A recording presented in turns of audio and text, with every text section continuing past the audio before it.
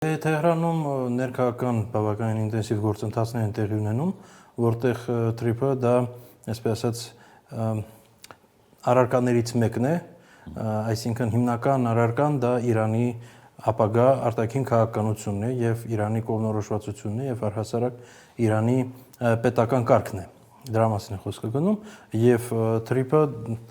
շատ կարևոր ինդիկատոր է, թե ինչպես պետք է Իրանը զարգանա։ Երկու համարյա թե հավասար ուժերը պայքարում են եւ երկուսը ունեն տարբեր դիրքորոշումներ։ Սա ինչ որ է Իրանին, իսկ Ռուսաստանի հետ կապված մի քիչ ավելի անորոշ է իրավիճակը, որովհետեւ նախ Ռուսաստանը հստակ դիրքորոշում չի հայտնել, ինչքան ես տեղյակ եմ, եւ շատ անորոշ է արտահայտվում։ Այո, ասվել է, որ մենք էլ ենք ուզում մասնակցել, որը մերժվել է օրինակ Արադ Միրզոյանի կողմից, բայց դա բավականին բնորոշ է Ռուսաստանի քաղաքականությանը, այսինքն Ռուսաստանը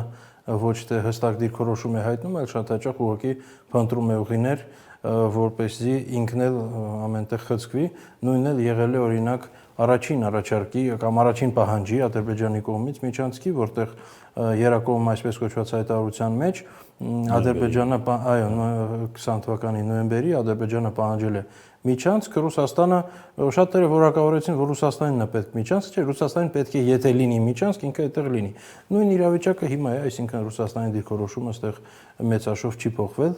եթե լինի միջանցք, Ռուսաստանը ուզում է այդտեղ լինել, այդքան բան։